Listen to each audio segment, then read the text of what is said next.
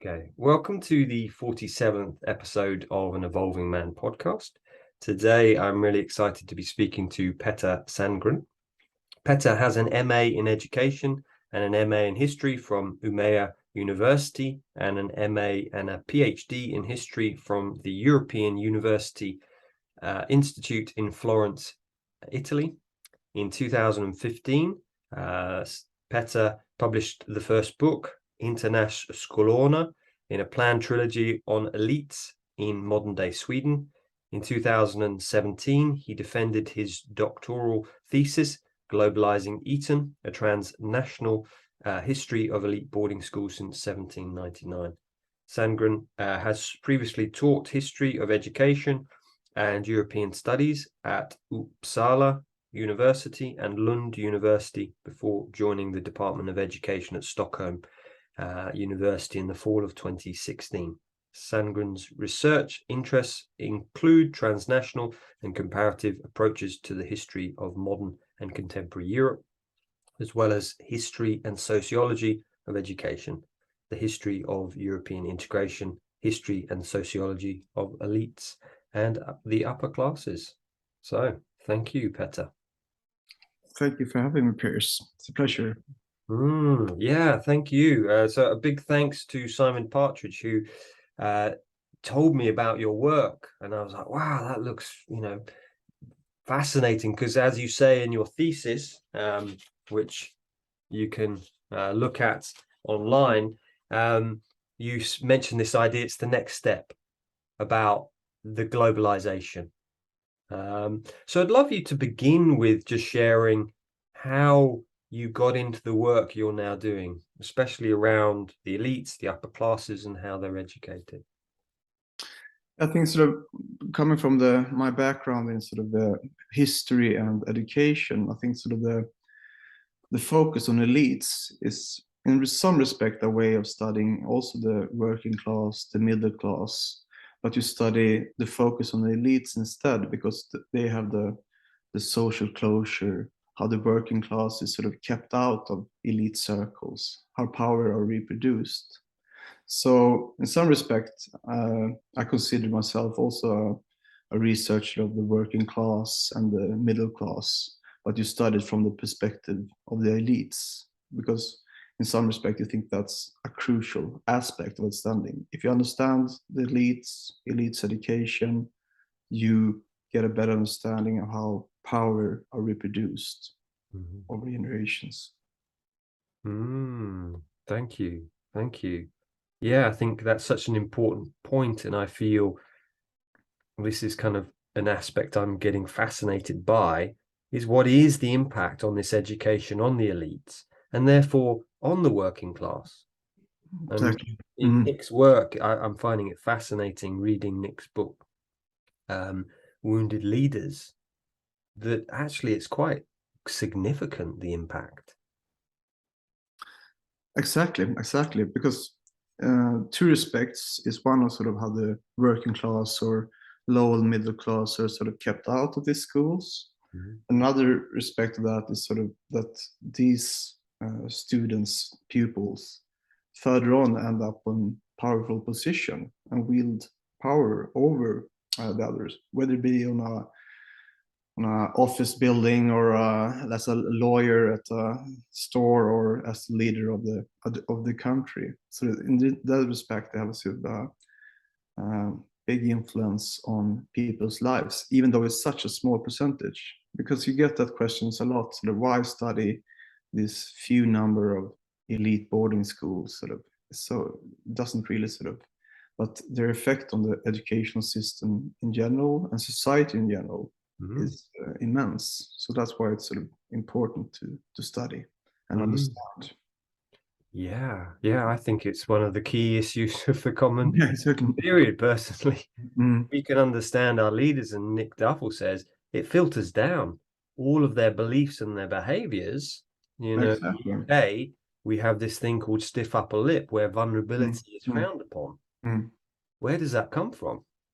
And I think just to sort of continue on that, sort of how it filters down, because I think that's a really key aspect. Because if you look at if the UK, for example, the number of sort of proper elite boarding schools is perhaps from a handful to perhaps 20, but there are so many that goes to similar types of boarding schools, from everything from the middle class to upper middle class, which sort of emulates that system, which still has this system of emphasize on competition, emphasize on sports, on this student hierarchical structure.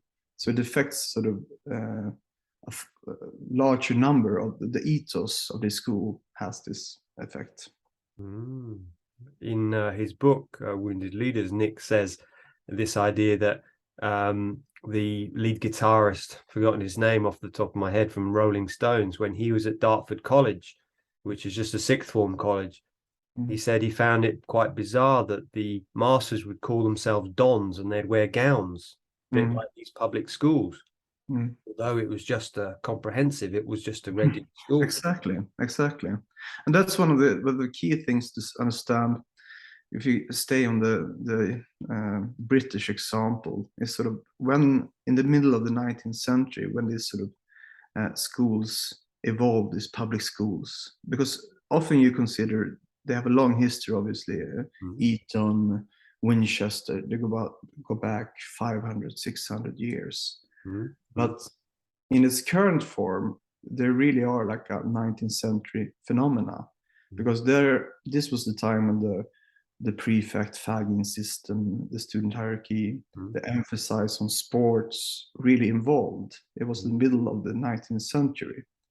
And since then, these core public schools, 6 or 7 of them, have become something that's in research called defining institutions.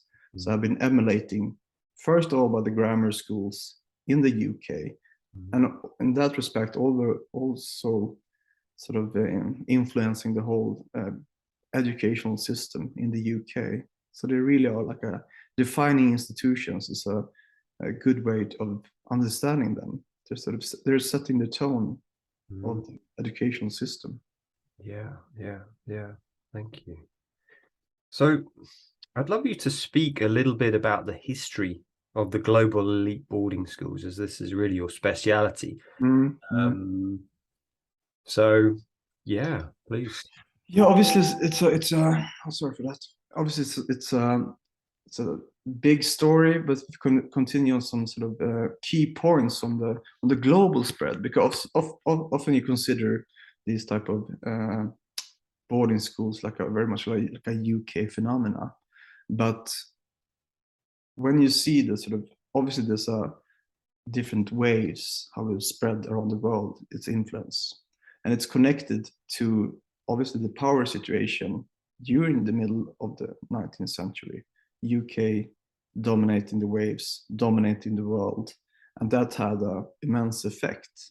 So there's one way which usually called like the imperial diffusion, when it spread around the British Empire. So you have this from the 1850s and onwards emerging in South Africa, Australia, India, these Eton copies. And they often branded when they started like, this is the Eton of South Africa, this is the Eton of India, this is the Eton of Australia, and so on. So there really is like a idea that sort of, in order to sort of create a better India or better South Africa, they need these types of schools to educate their future leaders. They're very much sort of copied on the Eton system. And in some respects, sort of, when they say Eton, it's more like it's like such a connotation that sort of Eton is like the place where leaders are educated. They use Eton as a symbol in some respect. And actually looking, what they are really emulating is more like schools like Rugby School, which was a famous headmaster there, Thomas Arnold, which they are looking more at. So this is a fairly sort of and they're reading a lot of fictional books. That's one of the findings I find so fascinating. actually brought, it's almost like a show and tell here. This is one of the main sources here, Tom Brown's Schooldays, written in 1857. Yeah. So they're reading this as a source, like a proper source, not like a fictional work. So they're really sort of, so this is like almost like the spread of Christianity with the Bible. This is the public school Bible, because this capture a lot of the ethos of the whole journey of that. So you see that, and one of the aspects here in Tom Brown's Schooldays is that it's supposed to be tough. This episode here when the father of Tom Brown, the small boy that is sent away to rugby, says something, and I'm paraphrasing here, that sort of what you're going to experience is going to be really, really tough, but you're going to be stronger from the effort. It's sort of like he knows sending his boy away, you're going to see a lot of horrible things, he even says, like, again, paraphrasing.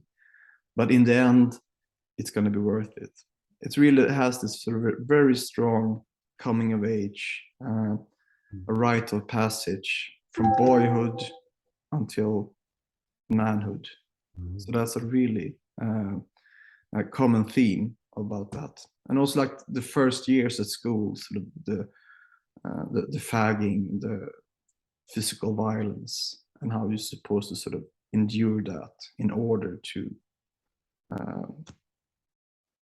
enjoy the fruits afterwards as a senior pupil. So there's a lot of that. The whole sort of mythology is sort of created in this fictional work of Thomas Brown's Schooldays, and in its spread around not just the British Empire. You read them in Sweden, in the United States.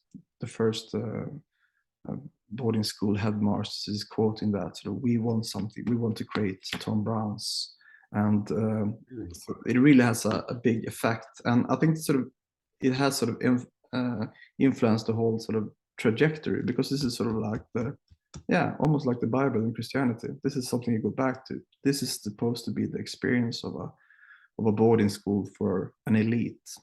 So you can't really underestimate the effect of this literature that exists.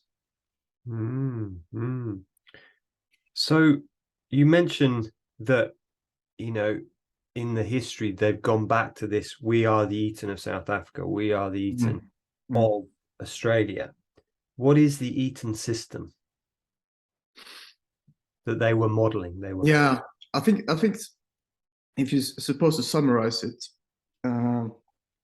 it is emphasized that the key aspect of education is character building.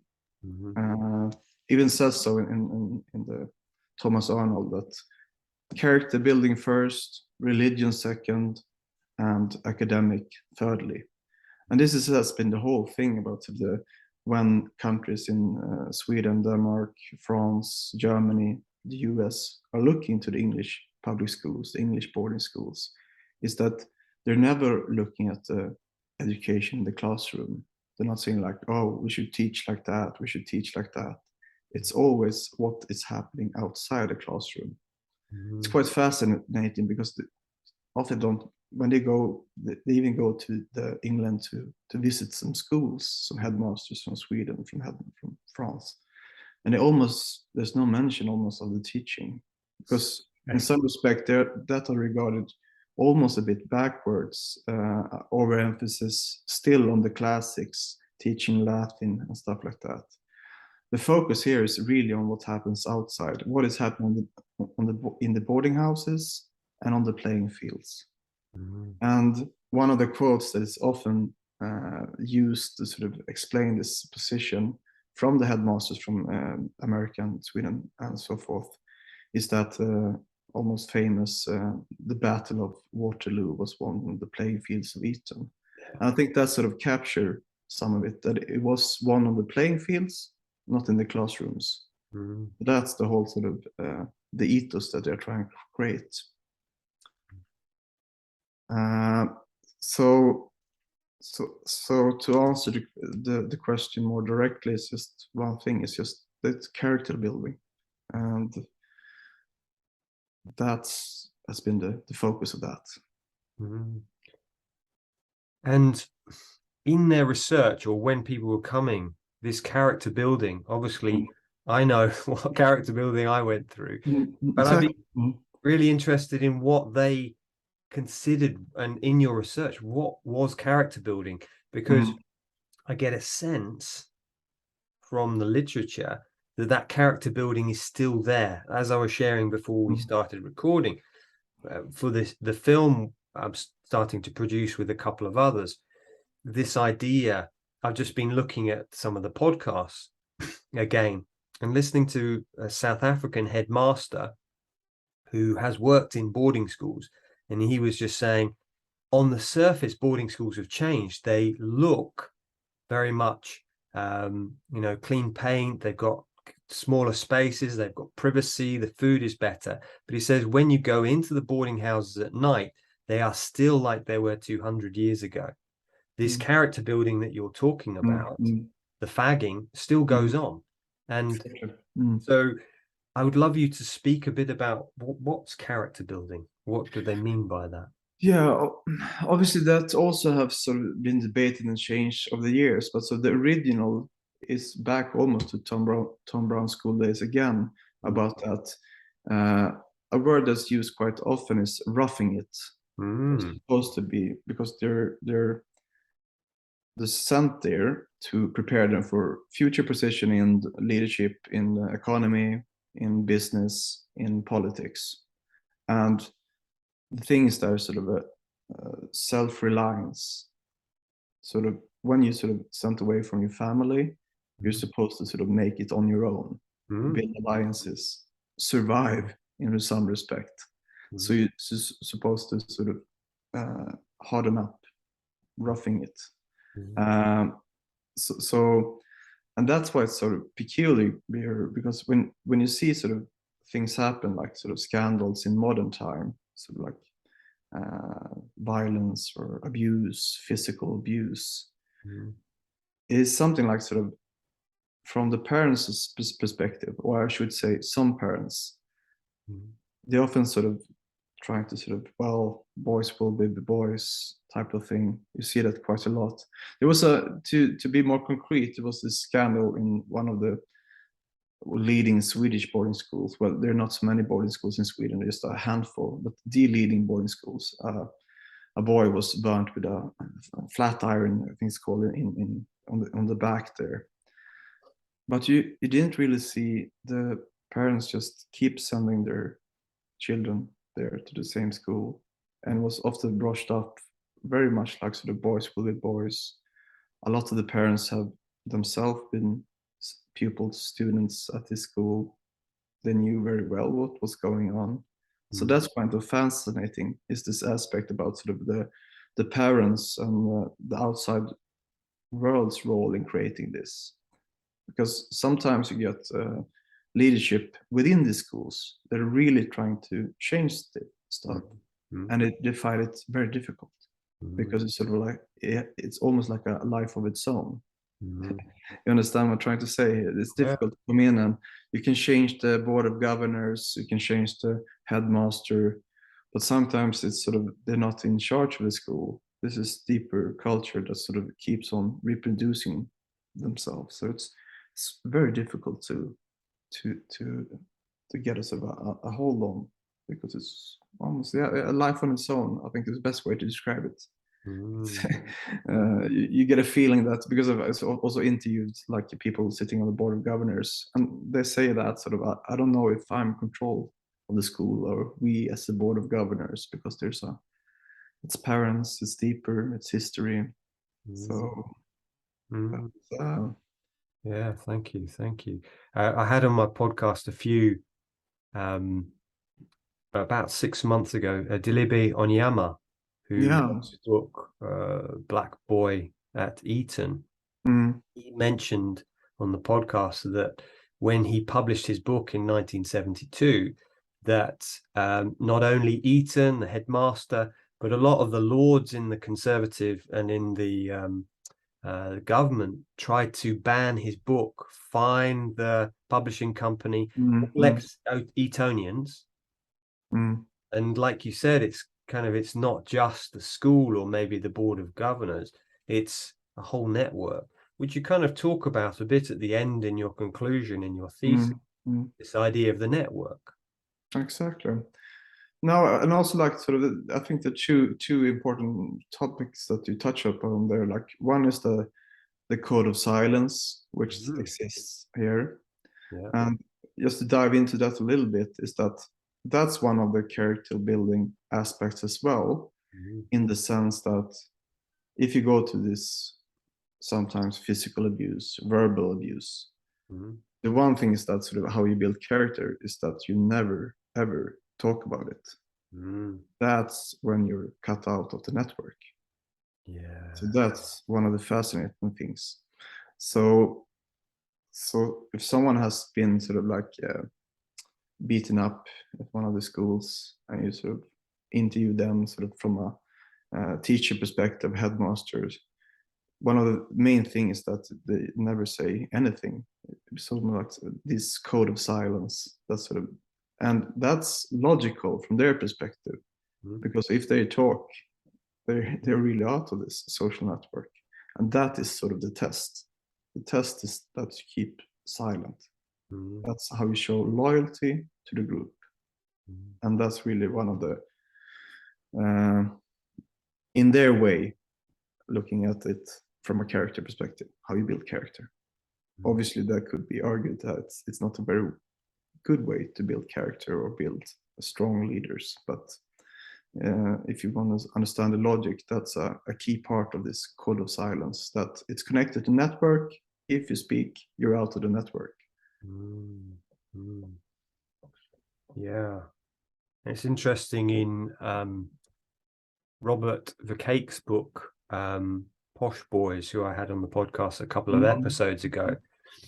And he was saying this idea of so many of the bar, so the legal service in the UK or globally, the banking, financial, politics, and also the military it's that network, ex-borders. So you go into that, and I guess, like you say, you keep silent because you know that, well, that's my livelihood. If I speak up, I'm no longer in this network. And I think that's a very important thing to touch upon, in the difference between, well, this is mostly like an English phenomenon. You have it in some respect in Scotland and Wales, but it's mostly an English phenomena. And compared to similar schools in France or the US or Sweden, is that the English public schools gather this whole different types, I should say. In a Swedish type of similar type of boarding schools, you have the economic elite and perhaps the nobility, but you don't have the political elite or the cultural elite. They go to different schools, other schools.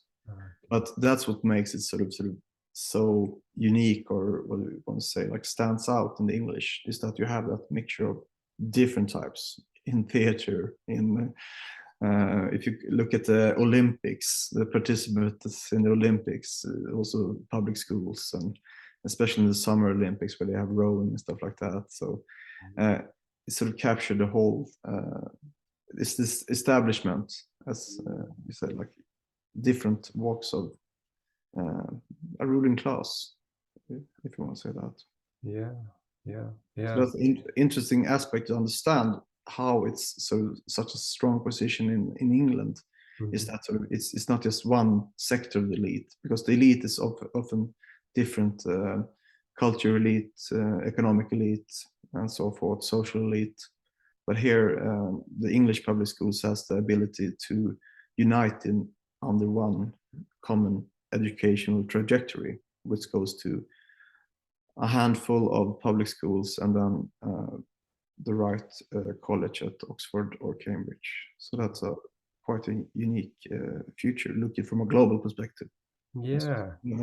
So maybe I'd love you to speak a bit to that, the fact that, as Robert Verkake also pointed out in his talk, that for these public schools, if you've been to one of these public schools in the UK, the chance of you getting into Oxford or Cambridge is 1 in 20.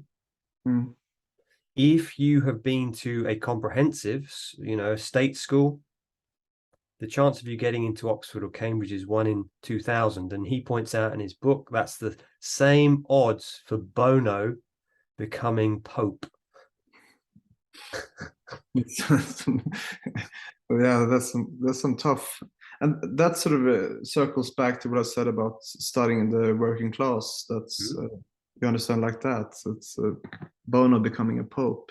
Sort of, I understand it through studying the elite. So, and the closest thing is you find to that is sort of if you look sort of the global perspective is in the US. You have this on the East Coast, New England, outside of Boston and this area, a number of schools which fill not a similar function, but it resembles Groton. We have a lot of presidents that went to Groton School in the outside in New England there. And they're obviously overrepresented at the Ivy League schools in the US educational system, higher education system. But you still don't have the same concentration as you do in England. You know, with what is it now, 20 PMs from just Eton. You don't really find it anywhere, obviously, such the higher concentration of elite capital in just a handful of schools. You find the same structure, but yeah, not the same way. And kind of comparing, where you've kind of analyzed the rest of the world and the UK, what is the impact of having these schools, having this power, like you've mentioned in Sweden, the social impact? Is it a positive thing, or is it a negative thing, or is it just somewhere in between? Because some will say, you've got into the Olympics, great, that's because of the education. But, as Robert Verkake's pointing out, that this idea, and I've kind of lost my train of thought a little bit, so kind of I can perhaps jump in and help you, and like sort of from many perspectives, like this meritocratic perspective, democratic perspective.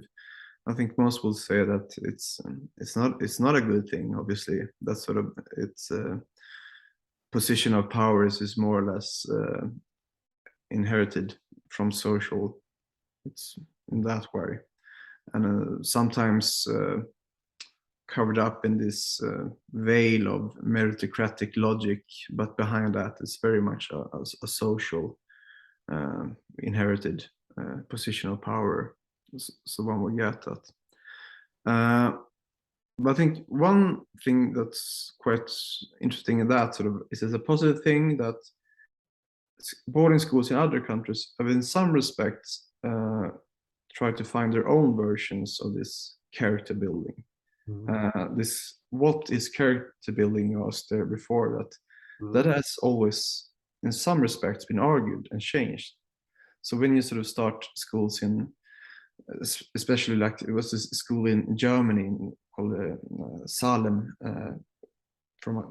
founded by a German Jew called Kurtan, and he said, I was inspired by the English public schools, but I want to change these respects. There shouldn't be any sort of clear prefect fagging system. So it has always been like a debate sort of within this sector, sort of how is the best way to educate our future leaders? And it has always been emphasized during a time of crisis. After the First World War, you see a change. And they say, like, we need to rethink how we are educating our future leaders. After the Second World War, you see the same thing. But I haven't really seen anything of a conversation like that during the last perhaps 30 years of growing inequality, neoliberalism, and sort of a rethinking of sort of what kind of leaders are we producing? Do we need to change this whole, our idea of what character building is?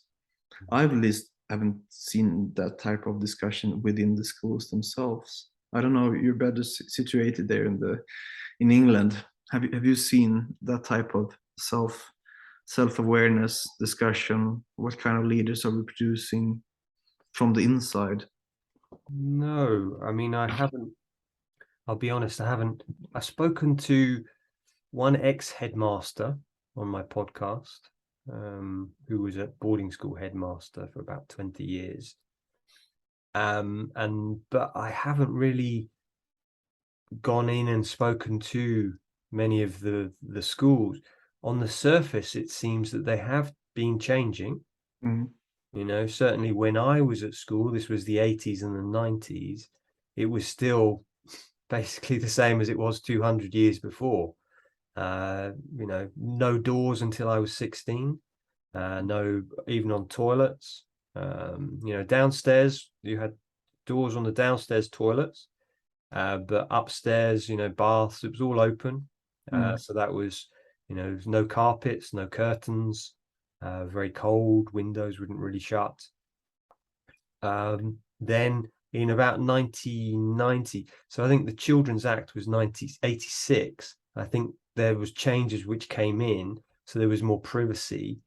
But I haven't actually spoken. So things changed for the better. The food improved. The food was really poor before, and it was very much the fagging system that the senior pupils sat at the top of the table.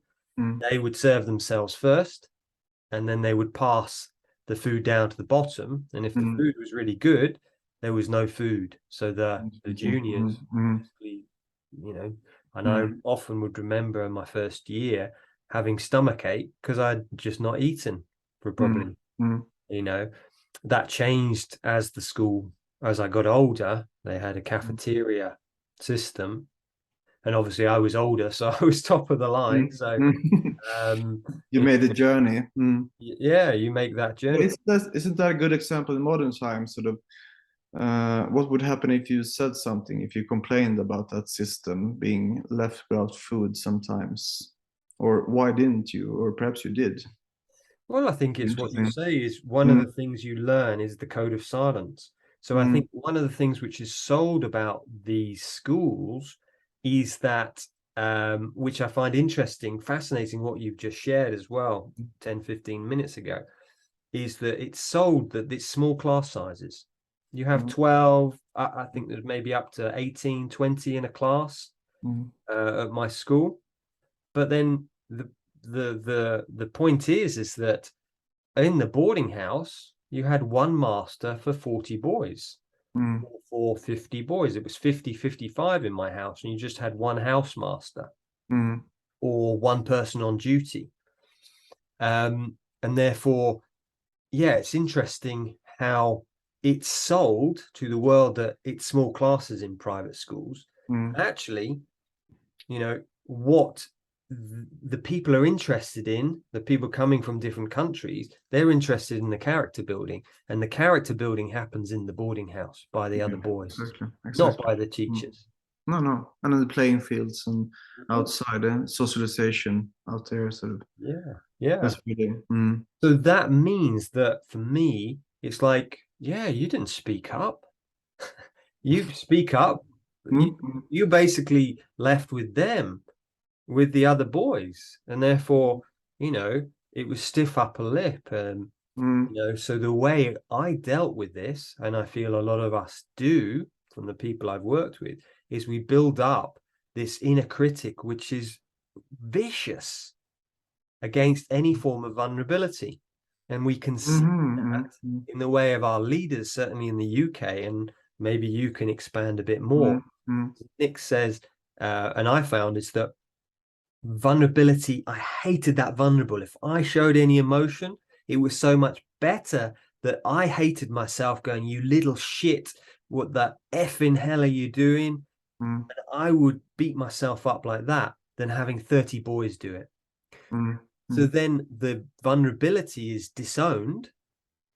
Then if we look at our society at the moment, I think it's 15 million in the UK are now below the poverty line. That's a quarter of our country.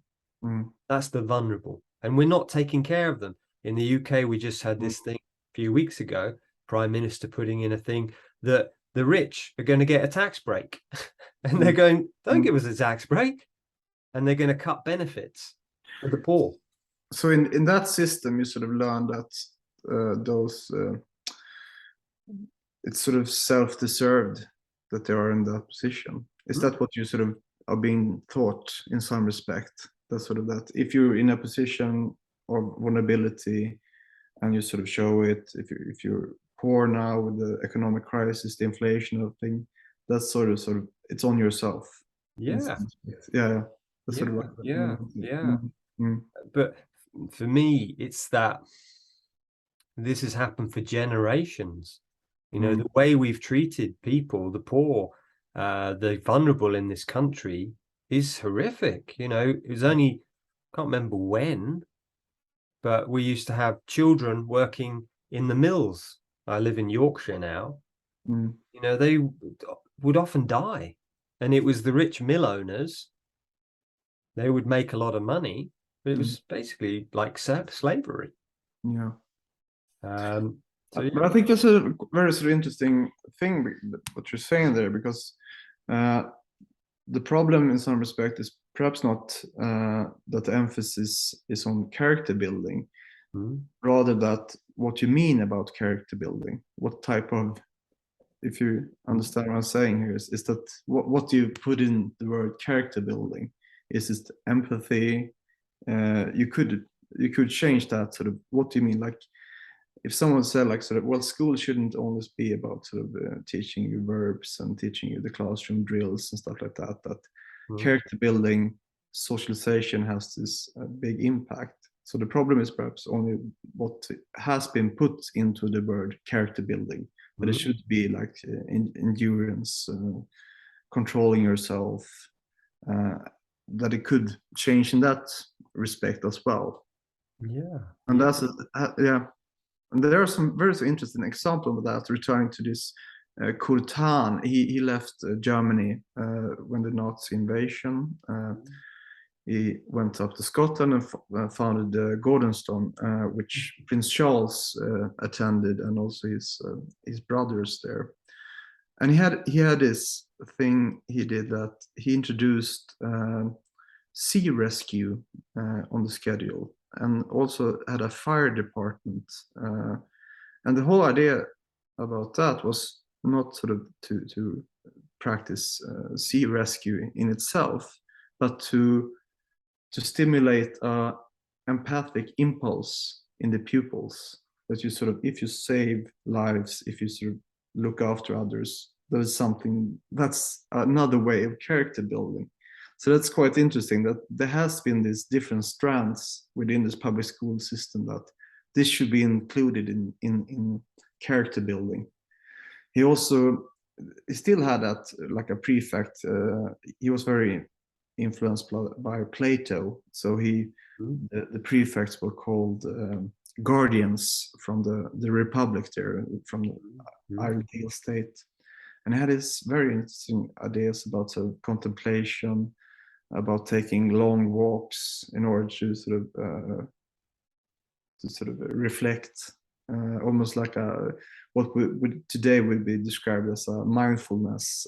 His guardians were supposed to take long walks by themselves to sort of reflect on their.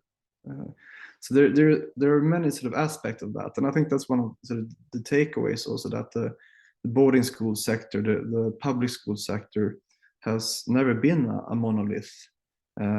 It's been different conversations about how should you. This is the best way to educate our children, or adults, or future adults. So that's an important thing to take away. That it's not just. It often is described as a monolith, and it has aspects of that, but it still has some, and that could be something to learn from the future, that there is other ways of thinking about character building and socialization. Have you ever heard of the school Tekos, which was a school, Tekos Kin School in Russia? No. Set up by a man called Mikhail Chechetin. it's been written about in the Ringing Cedars series, which was a kind of a spiritual quest of a businessman who met this lady, and they talked about, it's kind of very big in Russia, and it was a real boarding school. What time period are we roughly? It was only closed recently, so I think it started maybe in the 80s, the 90s. But there's quite a few, it's not many, but there's a few films online, and I was involved with a workshop where one of the teachers of this school came to the UK to teach, because the head teacher said, what I try and teach these children is to come from fear into love. And these kids were teaching the classes, and it just seemed like a really kind of a benevolent way. It got shut down, I think, last year, so it's not open anymore. But I just wondered if you'd heard of this, because and that for me was it sounds really interesting, and I think that's another interesting example of the diversity that in some respect that sort of exists in this boarding school world, that there are alternatives to alternative ways of thinking about how you should sort of character building and these things. We have, as you know, you have a number of more progressive boarding schools in the UK as well, but you don't hear too much about them. B-Dales and more like directed toward Montessori education and inspired by that. A lot of the wood shop and sort of working with your hands and more spirituality. So that's an interesting aspect. Yeah, it is fascinating. There are these new schools out there. So coming back to some of the questions, you've answered this in some respects, but your thesis is called Globalizing Eton. How much of an Eton has an impact as Eton and other English private boarding schools had on the rest of the world? And you've kind of spoken about this already, but is there anything you'd like to add to that? Because obviously your thesis.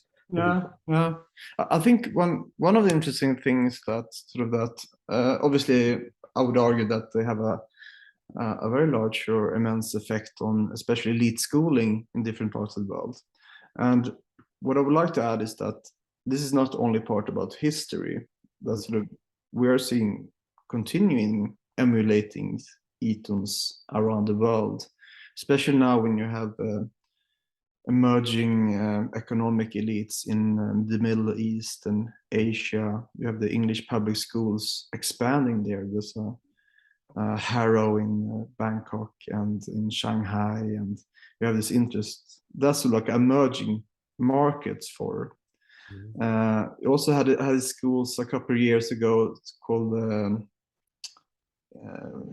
lost the name completely now, but in Japan from the Toyota family, that they said that the Japanese educational system was too much cramming, just doing test and test. And that's the failure of the Japanese economy and the stagnation, everything like that. So they say like, we need Eton of Japan. And this was 10 years ago, 10, 15 years ago. So it's a continuing process. And what they would try to emphasize there is that sort of too much focus on studying, we need character building.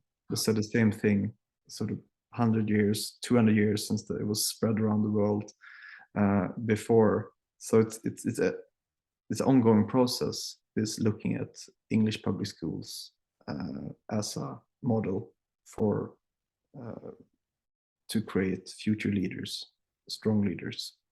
So yeah.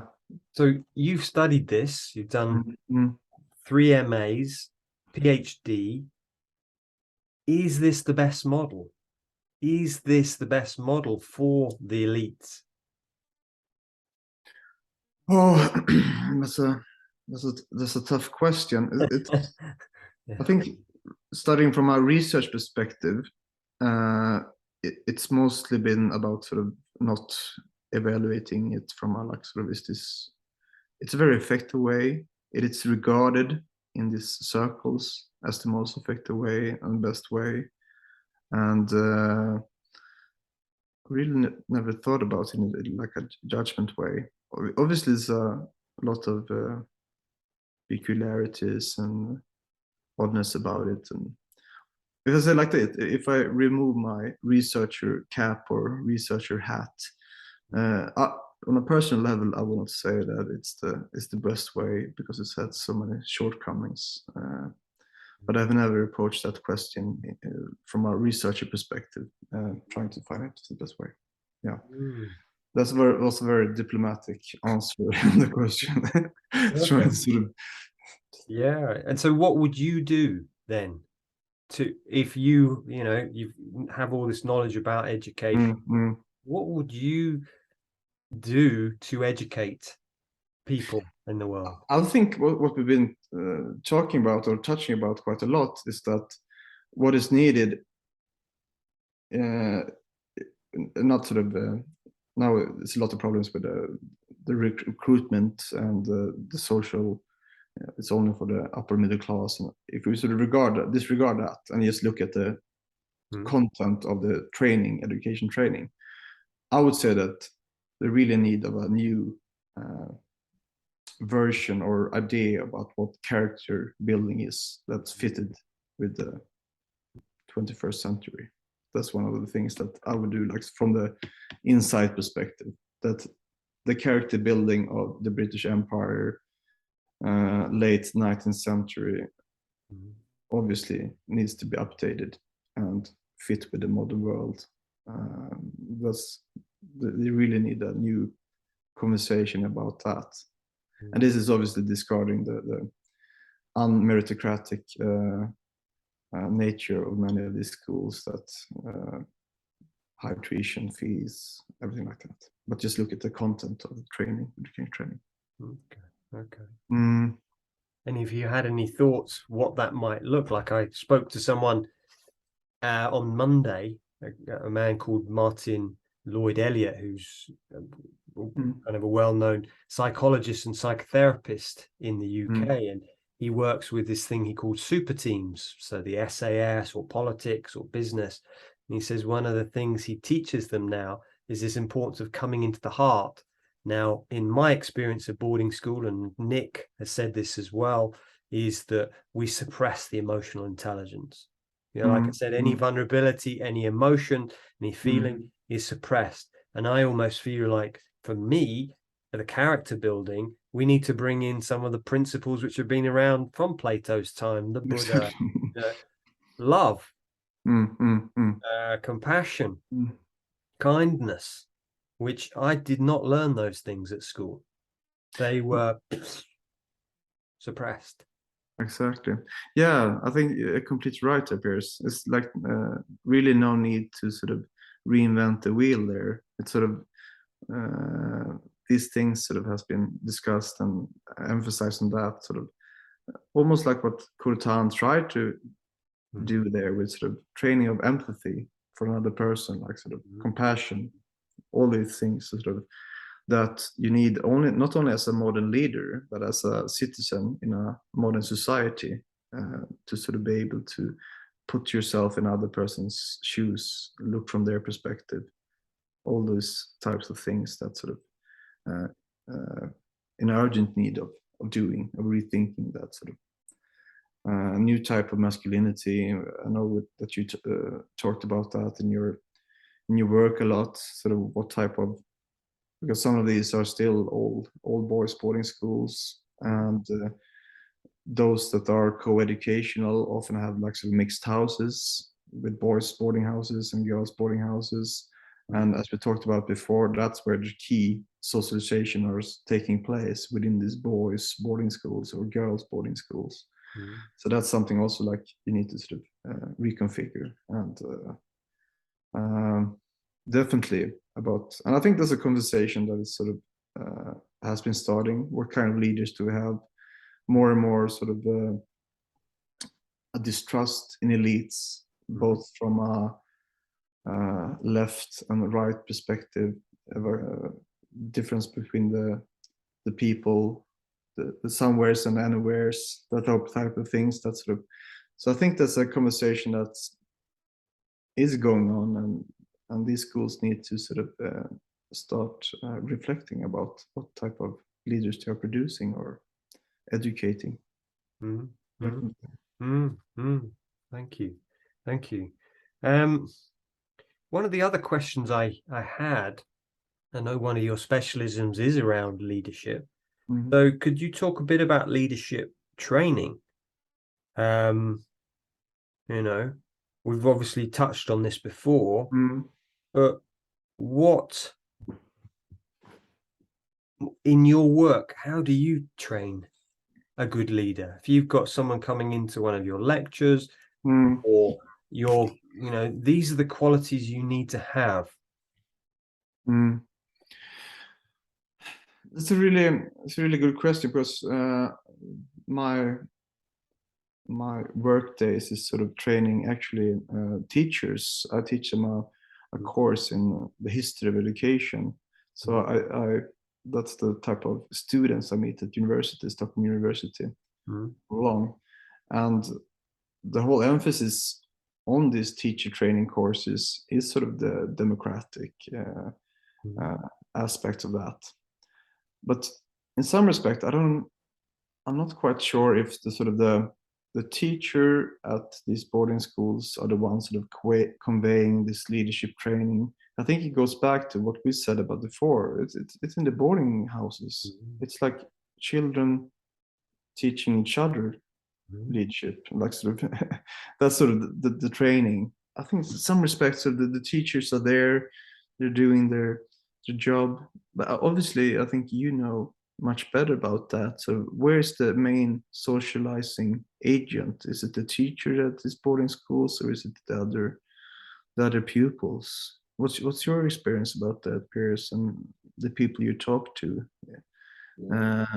Because what I found, just to add quickly before, is that sort of sometimes the teachers, this is almost like a boys' world or children's world. Teacher is not even present; they're like in the background. It's just.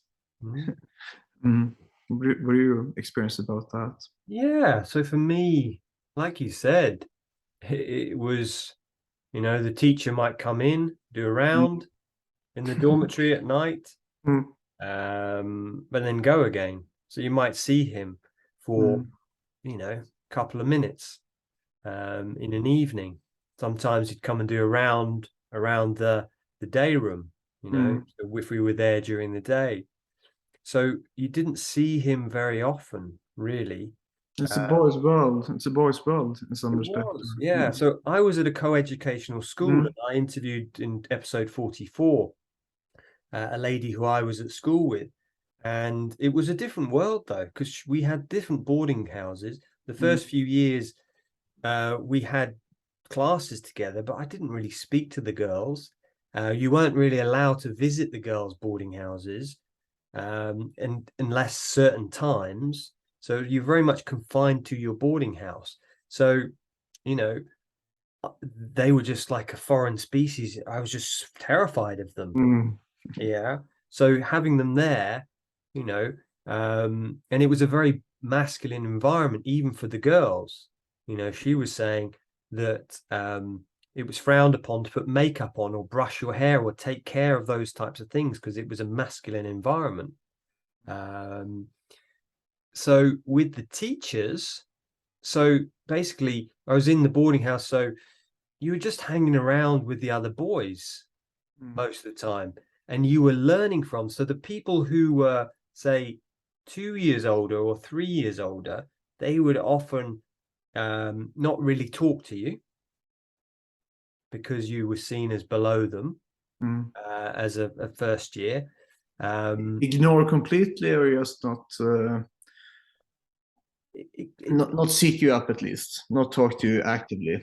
Not talk to you actively. If they talk to you, it was to get you to do something. So fagging, so fagging was still around in the 80s and 90s. And I spoke to someone from my school who was there in the noughties, and she said, "Oh, there's still fagging going on then. So like Tuans Opperman was saying, yeah, once the teachers aren't there, it's a different world in these boarding schools. So who did I learn from? Yeah, I learned from the year above. They were the experts. They would teach us about sexual education. You know, they would give you this test. It was called the innocence test. And, you know, they'd talk about girls as if they'd actually been with a girl, but obviously they hadn't. But what was that type of test? The innocence test. So what, you know, we can't say it. Perhaps we can't say it on the podcast, but well, it's really rude. Yeah. Positions, you know, really things that only someone who'd been in the bondage or that type of world would know about. And they would ask you these questions. If you didn't know them, you know, you would get laughed at. And the girls, I know from speaking to the girl later on, they had the same questions. Okay. Yeah. So we were learning from the people the year above. And where did they learn from? They'd learned from the years above them. So it's like a loop. Exactly. It's the boys teaching the boys. And until that's broken, that system, that, you know, what I feel is it's the adults. And as Tuans Opperman was saying, is like nowadays with all this safeguarding, all the paperwork they've got to do, the teachers have even less time. Exactly. So for the children. But so it's almost like we're trying to replace a parents who look after your two children with one adult to look after 40 or 50. Yeah, that's true. And you're like, well, who looks after them? It's the boys who are, you know, or the girls who are a year above. Yeah, that's and that sort of circles back or relates with what you talked about before about this system having a life of its own. It doesn't really, how I train teachers, if I train teacher for future boarding schools, that wouldn't matter so much because it's the socialization is taking place within the pupils at school, and it almost has a life on its own. I almost also encountered some sort of stories about sort of pupils that left school circling back and sort of asking sort of, have you done that test, for example your test, or have you done that ritual yet? Just sort of checking in on their old school, sort of making sure that sort of the rituals are taking place still. And now with sort of the internet and the WhatsApp and everything like that, it's even more easier to sort of just keep on doing this, keep in contact and stuff like that. So no, it's very sort of peculiar thing how to change that from a leadership perspective and from a. But I think one thing you say is that what you could do is sort of bring more adult presence in these schools. That's one of the, and if you're going to go back in history again, the whole prefect fagging system sort of emerged from a lack of adult presence. Too many pupils, too few teachers. It's a very pragmatic way of sort of dividing leadership to the older boys, almost like a way also of sort of divide and conquer, sort of divide them into sort of smaller groups, try to sort of. So there wasn't, it's very much of necessity, which made these schools put the older pupils in charge. It wasn't like a thought of plan. It was very much like a necessity because there were too many pupils, too few teachers. And so it grew out of these very pragmatic solutions. And even before that, it has been these sort of riots at the public schools. So that was a way also about sort of if the pupils are left to themselves, they are a very dangerous group. Back in the days, they could sort of like riot against the teachers, riot against the headmasters. So this whole thing about sort of creating leadership positions among the older students, which is loyal to the housemaster or the boarding house master, is very much like a pragmatic way of sort of keeping order, which had very big consequences as well. So that's a good way to find a solution of what you could do is have more presence of pupils or grown-ups. It doesn't have to be teachers. It could be sort of supervisors or just being there in the boarding houses. And I think that is being done to a larger degree these days. At least that's my impression, that there are more adult supervision. Yeah, I don't know that yet. I haven't spoken to, say, my old school or other institutions. I think that would be. Where did you find that out, that there is more adult supervision? I've seen just like in there. So if you look at the leaflets and commercials about sort of when the schools, it's more like sort of that's something that is starting to emphasize because of what has happened in the past with sort of too much freedom for the children, like to roam around and do things that sort of that's more and more like something that parents are perhaps even sort of asking for the school.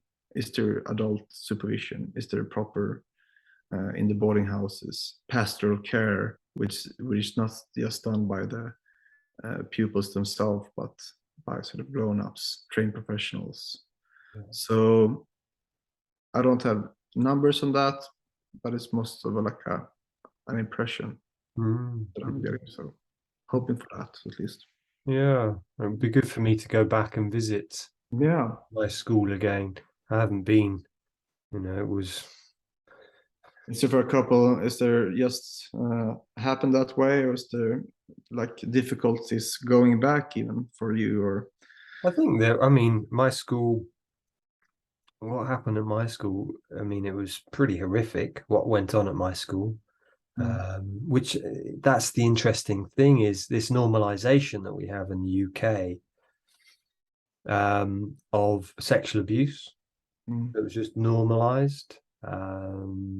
So I think as of count now, I think 6 of my actual teachers are in prison for sexual abuse or rape, things like that. So there was just that ethos. So it took me quite a while. Also, one of my friends committed suicide while I was there.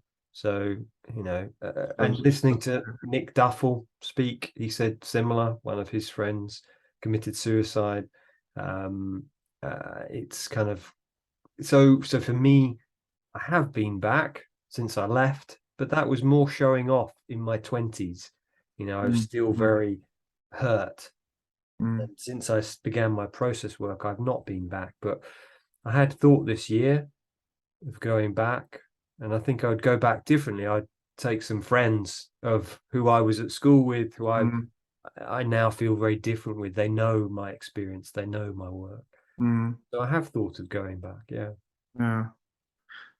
That's because what I've found, like trying to sort of find people to interview that went to boarding school further back in time, is that often had this either or. Like some people, they can't even talk about their. And now I'm talking about sort of former boarding school pupils mostly in Sweden. Some of them doesn't even want to talk about it. Not one word. They just sort of that's a closed chapter. And these people are in their 80s or even older. And you have another group that sort of really has like the best time of their life. That type of, it's quite sort of interesting, that respect. I don't really know how to make of that, but is that something you come across yourself, that sort of you have this sort of divide, because it's so the differences and contrast are so stark between those that I don't even want to mention that school. And some of them even go back there and they want to sleep in their old boarding school room and stuff like that. It's like a sort of, if you want to use pop psychology, like a Stockholm syndrome type of thing, they're sort of like so attached with their boarding schools almost. For me, what I learned was dissociation. So I knew that these bad things had gone on. One, I never mentioned what happened, after my friend committed suicide. one of the teachers tried to sexually abuse me. Mm. I never spoke to anyone about that. So Mm. it's that Stockholm syndrome. One, he didn't speak up. I only mentioned it later. I've mentioned this in the podcast many times to a friend. And he says, oh, yeah, that same teacher tried to do the same thing with me. And he's now in prison. So it's like he was doing that with lots of people. So it was like not speaking up. That's a code of silence again, in Yeah. some respect, but Yeah. Well, who's going to listen to me? So reading the BBC reports from my school, some people went to the teachers and they said, oh, just get over it. They were reporting the sexual abuse. And the headmaster, for example, in my when I was there, he knew about one of my teachers for 3 years that he was abusing the girls. 3 years. And he asked him to stop and he didn't. And he kept him there for another 3 years before he said, it's best if you leave. Didn't fire him. It's just best if you leave. And it's kind of that normalization. So for me, the reason it's almost like Anne Power, who's written some great papers. I'm happy to send them to you about boarding school and attachment theory. And hopefully she'll come on the podcast in the next few weeks, talking about how boarding school creates these people who are thrivers, or Nick Duffel calls them compliers. So we do what we're told. That's Nick calls it the strategic survival personality. So a lot of these people who are in power, who, are thrivers. And what they've done is we've disassociated that part. Now, I was a complier, but what Anne Power adds to is she says, you're a complier, but you know that there's something wrong. And that was for me in my 20s. I thought I was going insane. I thought I was going crazy. I started to have panic attacks, to have a breakdown. So I was like a thriver. I was in the city doing well, but I knew there was something wrong. Didn't really tell anyone. No. And I think we have this structure, the complier, that, oh, it was great. And yes, there is some great things about boarding school. I agree. But we've disassociated from the emotional quotient of how painful it was to separate from our parents, or the bullying, because there were no doors. You're seeing bullying happen all the time. And you know that, as Richard Beard talks about in his book, Sad Little Men, which is a great read. He says, if in a year group of 10 people, if there's one of you, if you can't see the custos, the outcast, know that it's you. Yeah. So it's almost like you're on the guard, you're in fear. I was in fear all the time. So I feel, we disassociated from the trauma. So the people who are in their 80s, I'm hearing you say, can't look at it. It's like there's a lot of trauma there. They just can't look at that. Yeah. Yes, it's very, and also like sort of, and in some sense that has historically been justified, that sort of this is part of the process, like sort of sorting out the weak from the strong. It's sort of a bit of you have to sort of, we're going to lose some to this system, but in the end it produces leaders. That's sort of the logic historically behind it. Sort of it's worth if you understand what I'm trying to say, that so, some people is gonna almost kill themselves, but that's sort of the whole, that's in some respects part of the system to create these leaders, the strong ones. So it's sorry. But I guess my question now is, I don't feel our leaders are really doing a very good job. And therefore that's what I question about the education system. Is if they're being educated this way, and it seems to be, for me, it's like a missing puzzle piece. We're talking about trauma, we're talking about why is all these things happening? Well, we never talk about how they're educated. Where's the upside of this system? almost like that. Yeah, yeah. Yeah, definitely. Yeah. So I think, one of the things we've got probably 10 minutes before we get to past. I knew that it would go quickly. Is when we spoke 2 or 3 weeks ago, you mentioned, what are the ideas that these elite boarding schools are trying to emulate? You were like, that was something I really wanted to speak to. You've probably spoken about this quite a lot as a speaker, but is there a specific like to say?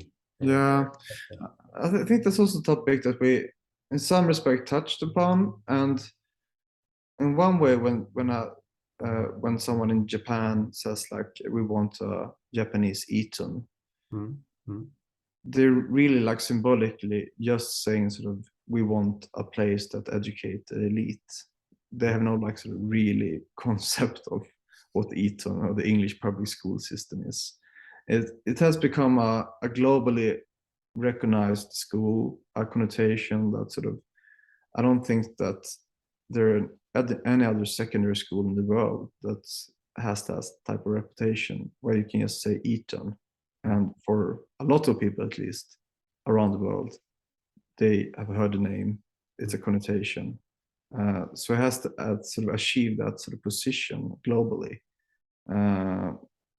So in that respect, it's used as a symbol. And the other aspect is that the whole thing is that not focusing on academics, but it's something to do with sort of what is happening, character building again, that whole concept about how to create leaders. And in that sort of respect, you have that idea that leaders are not created in the classroom, it's outside.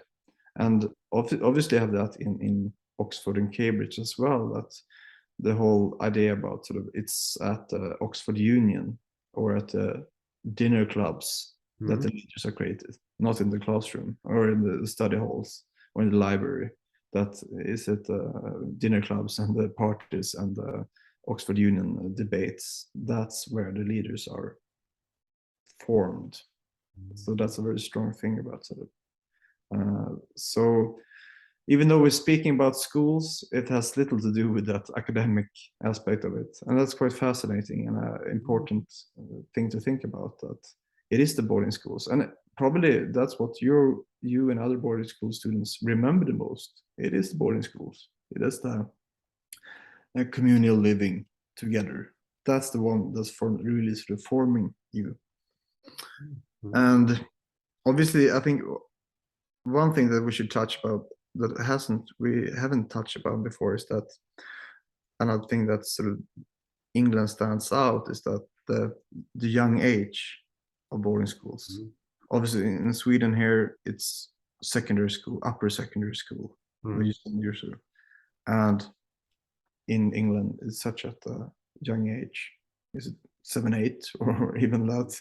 That really stands out globally. You don't see that in the US. That sort of at that very young age. So, and I don't really have any answers to that. Why is that? Except for like culturally, it has been so. That's so fascinating and scary. Yeah, 7, 8. I mean, when you look at a 7, 8-year-old, how small they are. They've just got a handle on eating, taking care of their, I can't remember what Joy Javrin says in her book. Yeah, the kind of the idea, the development stage, that's so young. I mean, I know a lady who was sent at 4. And when you see the sort of the justification for that from the parents, even today, they said like, well, it's going to be very tough the first period, the first year, but in the end, it's going to be worth it. It's sort of a return to Tom Brown's Schooldays, his father. It's going to be very tough for you as a 7-year-old, but in the future, this is worth it for you and your career. That's sort of how to justify it. Yeah. Do you feel that the Tom Brown Schooldays, that Bible? It really is. I would argue that it really is a Bible. And you see a lot of these almost archetypes from public schools experience are sort of being reproduced. Obviously, you when you saw or read Harry Potter, you recognize a lot of the archetypes from that. If you read, I cried and I cried. yeah, the first train journey is such a iconic type of thing from boarding schools. The train leaving the station, going off into the countryside. That's one of those things that sort of haven't been reproduced in sort of fictional works about boarding schools for the past 200 years. So there's so much about that that's still sort of playing with. And I don't think sort of J.K. Rowling has herself been at a boarding school, but it's sort of such a part of whole culture, as you know much better than me, growing up in England. That's all. You don't have to have been at the boarding schools, but you recognize these symbols. Everybody knows what a prefect is, even though if you haven't been to a boarding schools. Yeah, it's a powerful grip in the UK. It is. So what's the solution, Petter? What would you see as the Oh, that's a tough question, Piers. I think, yeah, really 10,000. No, definitely, I think sort of the rethinking the idea about character building. I think that would be a really good first stepping stone. Reflecting about that, and obviously looking from a social class perspective, making education more inclusive, mixing. That would be. They're not meritocratic institutions, so there's a lot of problems with that, viewed from a democratic perspective at least. So I'm afraid I don't have any sort of hopeful last words to send on apart from that. But in some respects, perhaps that is a bit hopeful, that there are other ways of thinking about character building. It doesn't have to be code of silence. It doesn't have to be self-restraint. It could be compassion and empathy. That could be character building. Yeah, I feel we have to see it almost positively, that these schools can change. And I love what Nick says in the interview I did with him, which isn't, I'm just editing at the moment, and the director's editing it, is this idea that, you know, and also speaking to Kevin Albin on my podcast a couple of months ago, that the leaders can be the heroes of the present. That yes, all of this chaos, and I feel as well these schools can become the heroes. At the moment, what they're creating are not benevolent leaders who are taking us towards war and, you know, poverty and environmental collapse is what seems to be happening. Yeah, they can actually see that they have a huge role if they can do what you say, of bring compassion and bring a different kind of character building, which is benevolent, which is going to create wonderful leaders, heart-centered leaders. Martin Lloyd Elliott. I think that actually, because it's like the pinnacle, it's the 1%. Exactly. That if we can shift that, and the schools can change, and therefore the leaders, I think things could change really quickly. Exactly. I think it's positive. Yeah. And to be a bit sort of a highbrow in the ending, going back to Plato, and that was really what he discussed, sort of his idea about guardians. He discusses how should they be trained, what qualities should they have. So it is a discussion that has been going on for millennia, for centuries. So it's a discussion worth having, because it has such an immense effect on all of us. Yeah. Thank you. So we're just drawing to an end. Anything you'd like to share, or anything people can be directed to? Can I put a link to your? I think on your Twitter you've got your thesis on there. Can I direct? They can download it. I can send you the link there also to that, so you can read it online. It's open access thing, so definitely. No, it's been, I think it's been fascinating to talk to you. I learned a lot as well, and I spent quite a lot of years studying this topic. So I learned a lot from your podcast, talking to you, hearing about your guests. So just continue the good work, and it's a conversation that is really worth having and crucial of having. Thank you. Thank you so much. Well, I will, please do reach out, read Petter's thesis. It is fascinating, really useful to hear that backstory. So please do, I'll put that in the description below. So thank you, Petter. Okay, Thank you. take care. Thank you.